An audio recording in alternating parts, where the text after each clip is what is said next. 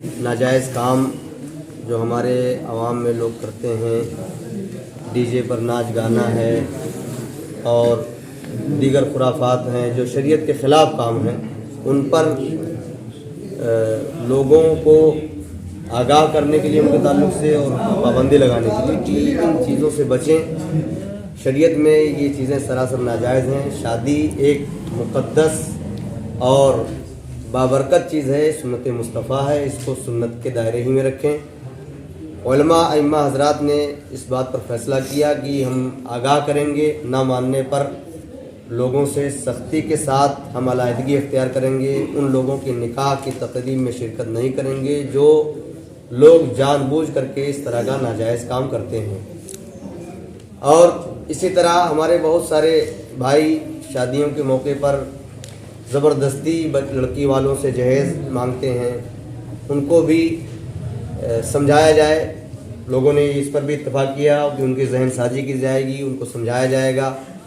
बारातियों की तादाद के ताल्लुक़ से भी लोगों को समझाया जाएगा कि शादी सस्ती करें, क्योंकि निकाह करना ये बहुत ही सस्ता है। इसको महंगा कर देने की वजह से आज हमारे समाज में तालीमी एतबार से, माशी एतबार से, समाजी एतबार से हर लिहाज से कमज़ोरियाँ आ रही हैं। तो अपने कौम को बेदार करने के लिए और उनको सही रास्ते पर लाने के लिए उलमा ने मिल कर के बइत्तिफ़ाक़ राय ये फ़ैसला किया कि अपनी कौम को इंशाअल्लाह सही रास्ते पर हम लोग लाने के लिए मस्जिदों से ऐलान करेंगे, उनके दरमियान अपनी बातें रखेंगे और उनको हर एतबार से दीनी दायरे में रखने की कोशिश करेंगे। जैसे इससे पहले काफ़ी पहले से ये जो आप लोगों का जो कोशिश है ये चलता आ रहा है, अल्हम्दुलिल्लाह कामयाब भी हुआ है। तो आज ये हमारे मुआशरे में देखा गया है कि कुछ लोग, सभी लोग नहीं है, कुछ लोग ऐसे रास्ते अपना रहे हैं कि पहले निकाह कर लेते हैं, उसके बाद वो डीजे करते हैं, जिससे हमारे उलमा इकराम भी जान नहीं पाते हैं, हमारे इमाम साहब भी नहीं जान पाते हैं। फिर इसके हवाले से आज के उसमें क्या फ़ैसला किया गया इस पर? देखिए, ये फ़ैसला तो बहुत पहले लिया गया था और ये ऐसा नहीं है कि आज का ये फ़ैसला है।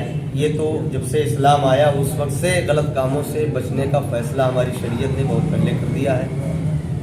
अब लोगों की बेरहरवी गलत तरीके पर चले जाने की वजह से लोगों ने जब इस तरीके का काम करना अपना लिया और उलमा और अइम्मा हज़रात ने इस पर तवज्जो न की या किसी वजह से वो भी शामिल रहे, तो मिल करके इस पर फ़ैसला किया गया कि बिल्कुल सख्ती के साथ इस पर अमल कराया जाए। और इससे पहले फ़ैसला हुआ था, अभी फिर बीच में कुछ बातें इस तरह की आने लगी, तो हुज़ूर ताजुल शरिया अलैहिर्रहमा के इस मिशन पर अमल करते कि जहाँ में आम पैगाम शह अहमद रज़ा कर दें, पलट कर पीछे देखें, फिर से तजदीद वफ़ा कर दें। तो एक उसी काम की तजदीद है और उसी पर अमल पैरा लोगों को कराने के लिए फिर मीटिंग रखी गई। अब जो लोग धोखा दे करके निकाह पहले कर लेते हैं, बाद में इस तरह की हरकतें करते हैं, तो अल्लाह तबारक व तआला ही उनके दिलों में जो कुछ है वो जानता है, हमको तो खबर नहीं है।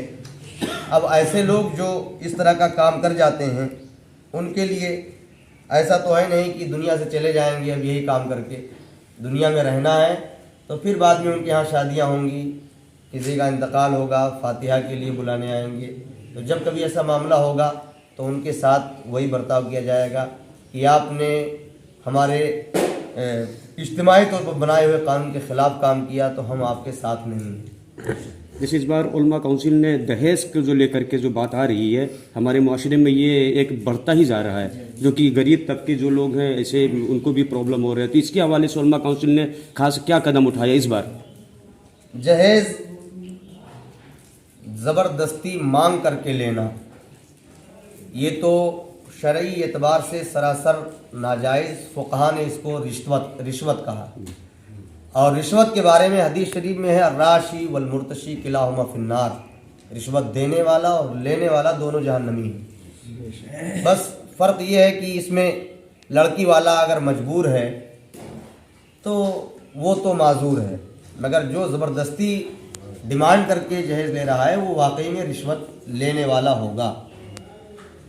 ایسے لوگوں کے بارے میں اس سے آج سے 2-3 سال پہلے فیصلہ کیا گیا تھا کہ زبردستی اگر کہیں کوئی جہیز کا مطالبہ کرتا ہے تو اس کے یہاں بھی علماء شرکت نہیں کریں گے، اور ہم تو یہ چاہتے ہیں کہ جہاں کہیں اس طرح کی کوئی بات آئے تو اگر لوگ سمجھدار ہیں، غیرت مند ہیں، وہ سمجھ سکتے ہیں، تو ان کے لیے ضروری ہے کہ ایسے لوگوں کو سمجھائیں اور ان کو بتائیں کہ دیکھیے شادی میں جہیز مانگنا اور زبردستی لڑکی والوں پر دباؤ ڈالنا یہ کسی طریقے سے جائز نہیں ہے۔ اخلاقی اعتبار سے بھی ہماری ذمہ داری ہونی چاہیے کہ جو لوگ کمزور ہیں ان کو ان کی حیثیت کے مطابق ہی خرچ کرنے کے لیے ہم رکھیں۔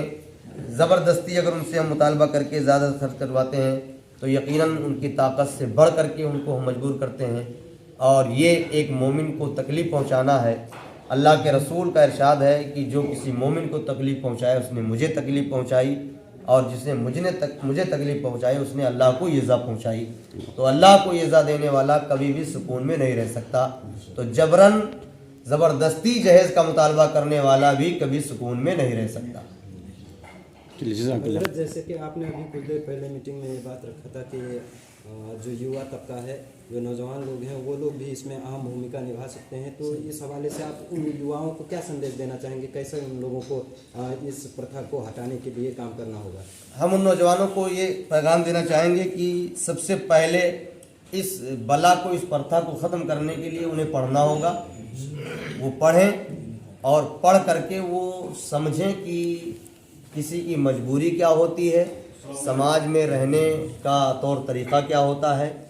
وہ نوجوان طبقے کے لوگ جب سنت مصطفیٰ سے واقفیت حاصل کریں گے، دین کی تعلیم حاصل کریں گے، ان کو سمجھ میں آئے گا، اور اگر نہ سمجھ میں آئے تو جو علماء ذمہ دار ہیں، پڑھے لکھے لوگ ہیں، ان سے رابطہ کریں اور ان کی نگرانی میں رہیں۔ میں نے یہ بات بھی رکھی کہ ہر محلے میں نوجوانوں کی کمیٹی تیار کی جائے، بالخصوص اسکول اور کالج میں پڑھنے والے نوجوان جو ابھی زیادہ آگے بڑھ چڑھ کر کے حصہ لے رہے ہیں وہ بھی اس میں شامل ہوں، اور وہ لوگوں کے لیے بھی آئیڈیل بنیں، خود بھی صحیح راستے پر چلیں، اس کے لیے وہ علماء سے رابطے میں رہیں، اور لوگوں کو صحیح راستے پر چلانے کے لیے وہ کمیٹیاں بنا کر کے لوگوں میں اچھائیاں پھیلائیں اور دینی اور معاشرتی اعتبار سے لوگوں کو مضبوط کرنے میں ایک دوسرے کے معاون اور مددگار بنیں۔